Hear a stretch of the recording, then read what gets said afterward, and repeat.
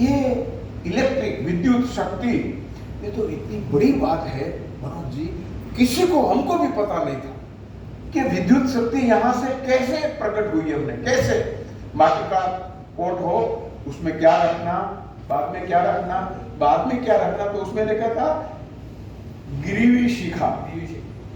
तो ये सब लोग सोचने लगे, हमारे भारतीय लोग, गिरीवी शिखा तो संस्कृत में आपटे के कोश में भी मैंने देखा, वो मयूर का जो होता है वो है।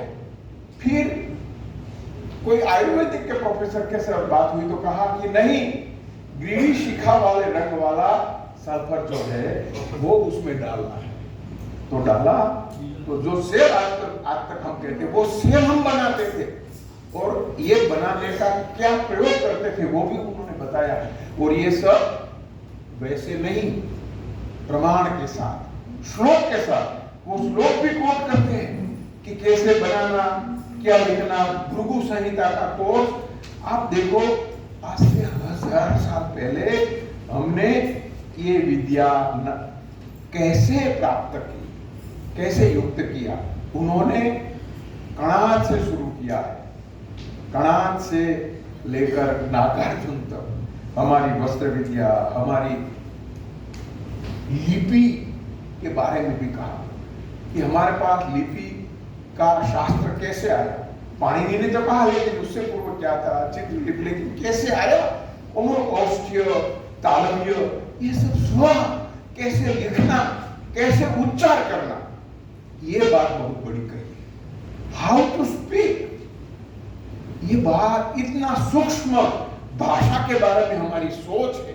और ये तो ये भी बाद में तो ये भी उन्होंने वक्तव्य में भी दिया है, हरारे का उदाहरण देकर, पाणिनि एआई से बड़ा विद्वान है। कैसे, तो कहा कि एआई तो उनके पास जो सामग्री है, डेटा है, उनका उपयोग कर जवाब देता है। पाणिनि ने तो जो भाषा आने वाली है, आई नहीं, आने वाली है, उसका व्याकरण भी दिया है। तो ऐसे प्रज्ञावान हमारे जो ऋषि मुनि हो गए, ये सिर्फ तपस्वी नहीं थे, ये सिर्फ विद्या सिखाते नहीं थे, संशोधन भी करते थे, प्रयोग करते रहते थे। उन्होंने भरत मुनि के नाट्य शास्त्र में कहा कि भरत मुनि ने ये वाद्य का शोध कैसे हुआ।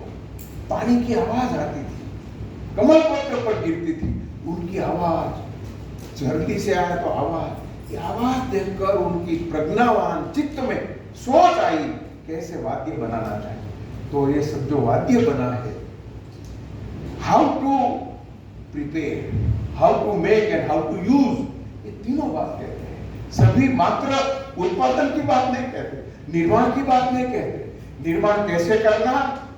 और वे अपने विज्ञान वाले को भी कहते, आपने कोट किया कि आप ये बात मत मानिए।